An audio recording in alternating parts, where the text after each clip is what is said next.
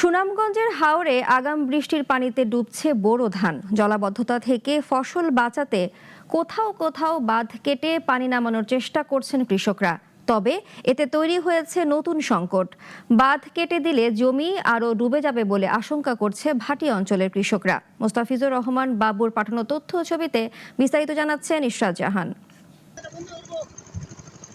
হাওরের বিস্তীর্ণ সবুজ মাঠ, কয়েকদিন আগেও যেখানে বাতাসে দুলছিল পাকা ধানের শীষ, সেখানে এখন জমেছে পানি। মার্চের শেষ সপ্তাহে উজানো ভাটিতে টানা বৃষ্টির কারণে সুনামগঞ্জের বিভিন্ন হাওরে দেখা দিয়েছে জলাবদ্ধতা। এতে ডুবে যাচ্ছে বোরো ধান।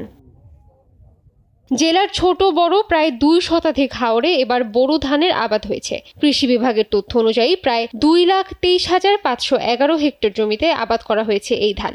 সব ধান ঘরে উঠলে উৎপাদন হতো প্রায় 14 লাখ মেট্রিক টন চাল। তবে গেল কয়েকদিনের বৃষ্টি সেই স্বপ্নে ফেলেছে অনিশ্চয়তার ছায়া।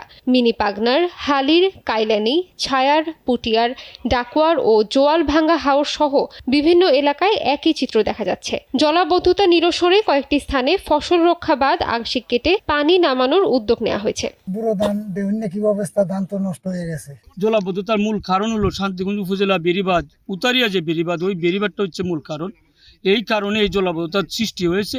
অন্যদিকে ভাটির কৃষকদের আশঙ্কা, বাঁধ কেটে দিলে তাদের জমি আরও ডুবে যাবে। ফলে একই হাওরের 2 পাশের কৃষক এখন মুখোমুখি অবস্থানে। শুধু বৃষ্টি নয়, নদী ও খাল ভরাট হয়ে যাওয়াও জলাবদ্ধতার বড় কারণ। গত বছর মার্চ মাসে যেখানে বৃষ্টিপাত ছিল মাত্র 5 মিলিমিটার, সেখানে এবার মার্চেই হয়েছে প্রায় 200 মিলিলিটার বৃষ্টি। এই অতিরিক্ত পানি নদ নদী উপচে হাওরে ঢুকে চাপ তৈরি করেছে। হাজার হাজার হেক্টর জমি পানির তলিয়ে গেছে। আমার জমিটা কিছু বাইল নেই, এই জমিনে আমার 2,20,000 করতে হয়েছে। আমি অতি বিলম্বে যাতে এই উত্তরা নদীর পানটা কাটিয়ে দেওয়া হয়, এইটাই আমি আকুল আবেদন জানাইছি। পরিস্থিতি মোকাবেলায় জরুরি সভা করেছে জেলা প্রশাসন। কয়েকটি হাওরে ইতোমধ্যে পানি নিষ্কাশনের উদ্যোগও নেওয়া হয়েছে বলে জানিয়েছে পানি উন্নয়ন বোর্ড। তবে প্রশাসনের অনুমতি ছাড়া বাঁধ কাটার সুযোগ নেই বলেও জানানো হয়েছে। আমাদের বাংলাদেশ অংশে 2 জায়গায় বৃষ্টিপাতের সম্ভাবনা আছে। এর ফলে 2টা বৃষ্টিপাত যদি যোগ হয় তাহলে পরে আমাদের বাঁধের উপর একটা হুমকি তৈরি হবে।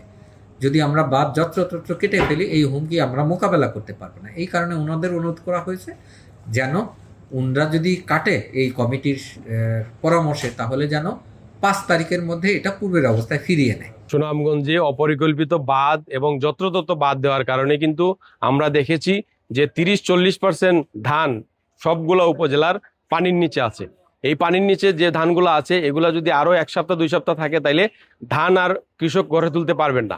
তো এই জলাবদ্ধতার মূল কারণ হচ্ছে পানি উন্নয়ন বোর্ডের অপরিকল্পিত বাঁধ এবং যত্রতত্র বাঁধ দেয়া। এদিকে আবহাওয়া অধিদপ্তর জানিয়েছে আগামী কয়েকদিন আরো ভারী বৃষ্টির আশঙ্কা রয়েছে। সরকারি হিসাবে ইতোমধ্যে পানিতে তলিয়ে গেছে 1,189 হেক্টর জমির বোরো ধান। ফলে হাওরের কৃষকেরা এখন তাকিয়ে আছেন আকাশ আর প্রশাসনের সিদ্ধান্তের দিকে।